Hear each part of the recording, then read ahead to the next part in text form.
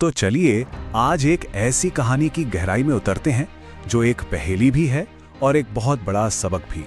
ये कहानी है राजा विक्रमादित्य और बेताल की, एक ऐसी कथा जो दोस्ती की सबसे बड़ी कसौटी पर खरी उतरती है। आइए इस सफर पर साथ चलते हैं। कहानी की शुरुआत ही होती है बेताल की इस जबरदस्त शर्त से। सोचिए, राजा विक्रम के लिए हर कदम पर क्या दुविधा है। या तो सच बोलो और अपनी सारी मेहनत पर पानी फेर दो, या फिर चुप रहो और अपनी जान गंवा दो। यही वो टेंशन है जो इस कहानी को इतना दिलचस्प बना देती है।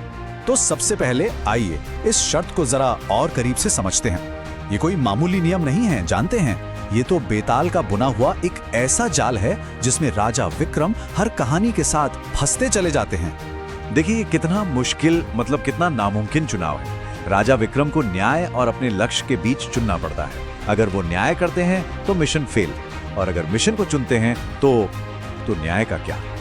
हर कहानी बस इसी कश्मकश की आग में तपकर हमारे सामने आती है। तो चलिए अब उस कहानी पर आते हैं जो बेताल ने राजा विक्रम को सुनाई।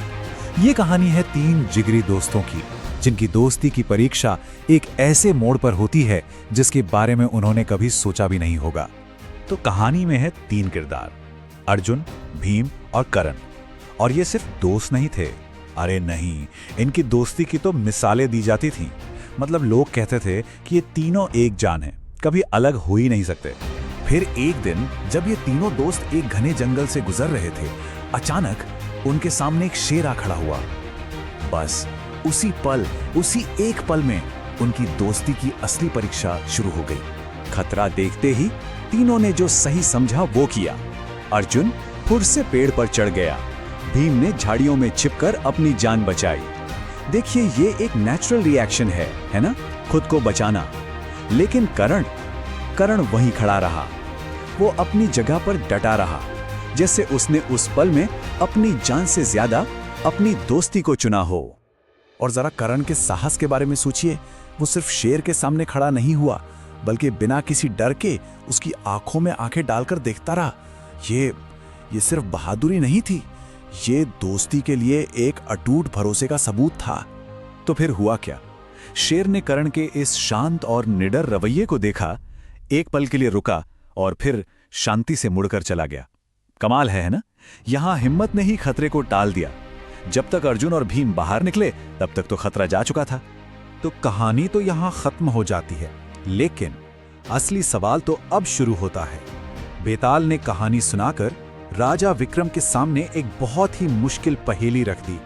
बेताल ने पूछा, तो बताओ विक्रम, इन तीनों में सबसे सच्चा दोस्त कौन था? ये सवाल सिर्फ उन 3 किरदारों के बारे में नहीं है, ये सवाल दोस्ती के असली मतलब के बारे में है। एक पल को रुक कर सोचें, अगर ये सवाल हमसे पूछा जाता तो हमारा जवाब क्या होता? चलिए जवाब पर आने से पहले इन दोनों तरह के रिएक्शन को जरा देखते हैं।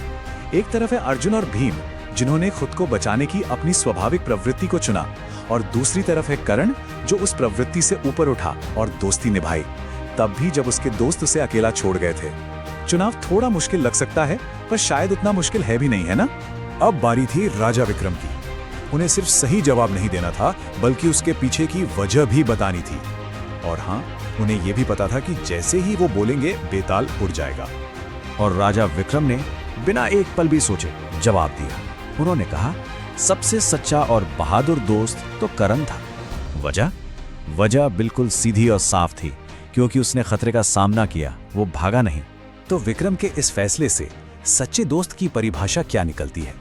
सच्चा दोस्त वो है जो मुश्किल वक्त में साथ खड़ा रहे, ना कि वो जो डर कर कहीं छिप जाए। मतलब दोस्ती सिर्फ अच्छे समय का साथ नहीं है, बल्कि मुश्किल में ढाल बनकर खड़े रहना है। लेकिन यही तो कहानी में सबसे मजेदार मोड़ आता है। विक्रम ने सच बोलकर न्याय तो कर दिया, पर उन्होंने अपनी चुप्पी भी तोड़ दी। मतलब उन्होंने बेताल की शर्त तोड़ दी थी। जैसे ही विक्रम ने अपना जवाब खत्म किया, बेताल जोर से हंसा और वापस उड़कर उसी पेड़ पर जा लटका। राजा विक्रम की सारी मेहनत पर पानी फिर गया। उनका सफर एक बार फिर से शुरू होना था। यही तो इन कहानियों की खासियत है, हर सही जवाब एक नई शुरुआत। तो इस पूरी कहानी से और इस आने जाने के चक्र से हम क्या सीख सकते हैं? इसका सार क्या है? सीख बिल्कुल साफ और बहुत गहरी है। सच्चा दोस्त वही है जो मुश्किलों में हमारा साथ दे, ना कि वो जो डरकर भाग खड़ा हो। असली दोस्ती की परख तो संकट के समय में ही होती है। और आखिर में ये कहानी हमारे लिए एक बहुत बड़ा सवाल छोड़ जाती है। आज की इस डिजिटल दुनिया में जहां हमारे सैकड़ों हजारों दोस्त हैं, हम अपनी जिंदगी के असली कारण को कैसे पहचानें?